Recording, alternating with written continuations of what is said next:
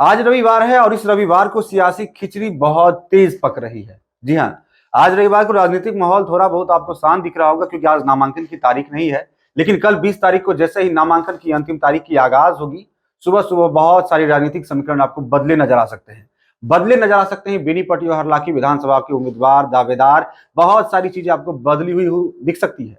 इन तमाम चीजों में जो अभी संभावनाएं लग रही हैं, तो आज राजधानी पटना में राजद की बात करें या कांग्रेस की बात करें या लेफ्ट पार्टी सीपीआई, सीपीआई-एमएल, तमाम पार्टी के नेता माथा पिच्ची करने में लगे हुए हैं। और इस माथा पिच्ची का परिणाम या जो निर्णय होगा उसका असर बेनीपट्टी और हरलाखी पर भी दिखने वाला है। बेनीपट्टी विधानसभा की बात करें तो कल महागठबंधन के घटक दल कांग्रेस के प्रत्याशी नलिनी रंजन और के ऊपर नामांकन करने वाले हैं, घोषणा हो चुकी है। लेकिन इसके अलग भी कुछ खबर आ सकती है। खबर यह भी आ सकती है कि राजद के उम्मीदवार भी नामांकन करने कल बेनीपट्टी पहुंचे हैं। खबर यह भी आ सकती है कि सीपीआई के उम्मीदवार भी नामांकन करने पहुंचे हैं या सीपीआई-एमएल के भी उम्मीदवार नामांकन करने पहुंचे हैं। जी हाँ, ये सटीक खबर है, जानकारी पुख्ता है। इसी बात को लेकर के माथापच्ची चल रही है, जिसकी बात करें तो आज हरलाखी विधानसभा में मोहम्मद सबीर ने घोषणा की है प्रेस कॉन्फ्रेंस करके निर्दलीय उम्मीदवारी की। साथ ही प्रेस कॉन्फ्रेंस के माध्यम से ही इस बात को बताया कि कांग्रेस अब तक उन्हें सस्पेंस में रख रही है। टिकट देंगे, आपको ही देंगे, इंतजार कीजिए, सब्र करिए। लेकिन सब्र करते करते बहुत देर रात हो गई और रात के 2 बजे मोहम्मद सबीर पटना छोड़ करके हरलाखी विधानसभा अपने गांव पहुंच गए हैं। आज सुबह सुबह उन्होंने प्रेस कॉन्फ्रेंस किया है और प्रेस कॉन्फ्रेंस के माध्यम से ये तमाम चीजें स्पष्ट की कर दी है कि कोई संशय में ना रहे, चुनाव तो लड़ना है, निर्दलीय लड़े या पार्टी सिंबल दे दे।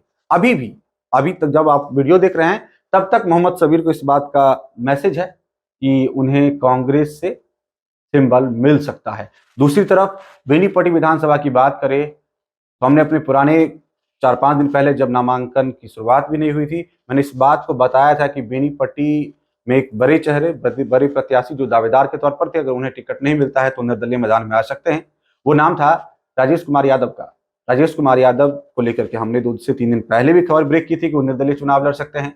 वो क्षेत्र में घूमे, अपने लोगों से, अपने समर्थकों से, जहां जहां उनकी पकड़ है, उन्होंने बैठकें की है। बैठक में तमाम लोगों ने उन्हें चुनाव लड़ने की ही राय दी है। तो इस स्थिति में राजेश कुमार यादव फिलहाल बेनीपट्टी में नहीं है। जी हाँ, पटना में बैठे हुए थे टिकट की आस में, लेकिन टिकट जब बंटवारा हो गया तो बेनीपट्टी आ चुके थे। लेकिन अब जो खबर है कि राजेश यादव पुनः राजधानी पटना में बैठे हुए हैं और राजधानी में सिर्फ बैठे नहीं है, सियासी खिचड़ी जो पक रही है उसका आनंद भी ले रहे हैं।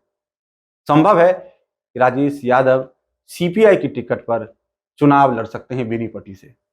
संभव है सीपीआई-एमएल से भी लड़ सकते हैं और संभव है कि राष्ट्रीय जनता दल आरजेडी भी उन्हें सिंबल दे सकती है। जी हाँ, ये सटीक खबर है और इसी तरह की चीजें अभी हो रही है। बहुत चीज अभी देखने के लिए बाकी है। अंतिम दिन बहुत राजनीतिक गुल खिलाने वाला है। ना सिर्फ बेनीपट्टी, हरलाखी जिले के कई विधानसभा सभा के समीकरण आपको बदलते हुए नजर आएंगे। खबर यह भी है कि दूसरे चरण की जितनी भी विधानसभा सीटें हैं बिहार में, तमाम सीटों पर महागठबंधन की घटक दल कांग्रेस और राजद आमने सामने होगी। ऐसे में जब बड़े धुरंधर, बड़े पहलवान आपस में लड़ेंगे तो छोटे पहलवान भी साथ नहीं छोड़ने वाले हैं। सीपीआई और सीपीआई-एमएल, लेफ्ट, तमाम पार्टियां भी अपने उम्मीदवार को मुस्तैद करके रखी हुई है। डॉक्यूमेंट तैयार करके रखिए, कभी भी हरी झंडी आ सकती है, कभी भी आदेश आ सकता है। बिस्फी की बात करें तो राजद प्रत्याशी आसिफ अहमद ने कल नामांकन दर्ज कर लिया। 18 तारीख को उन्होंने नामांकन किया है और कल ही सुबह कांग्रेस के जो दावेदार थे राशिद फाकरी, उनके तरफ से सोशल मीडिया पोस्ट आती है कि मैं 20 तारीख को नामांकन दाखिल करूंगा। ऐसे में जो चीजें हमने बताई है बिस्फी और हरलाखी, जो अब तक सेफ लग रहा था, और बिस्फी को लेकर के पहले भी पोस्ट आ चुका है राशिद फाकरी का कि वो कल नामांकन करेंगे 20 तारीख को। ऐसे में बहुत ज्यादा संशय नहीं है कि महागठबंधन का कोई एक दल ही बेनीपट्टी लड़े, कोई एक ही दल हरलाखी भी लड़े। हरलाखी से सीपीआई के राकेश कुमार पांडेय ने नॉमिनेशन कराया है, लेकिन उनके लिए भी चैलेंज महागठबंधन के उम्मीदवार बन सकते हैं। अगर वहां पर अगर तकरार होती है, आमने सामने की लड़ाई होती है, तो लगभग में उम्मीद है कि शब्बीर अहमद को कांग्रेस का सिंबल मिल जाएगा।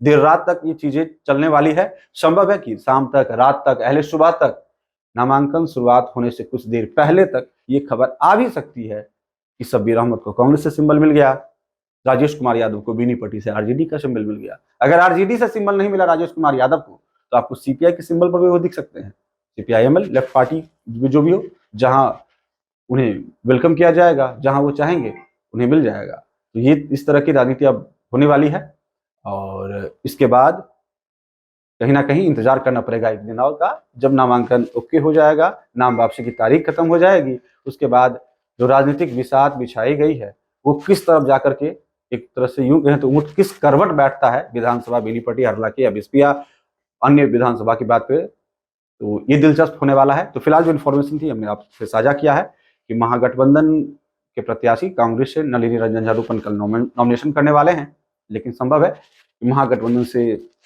दूसरे उम्मीदवार भी आ सकते हैं।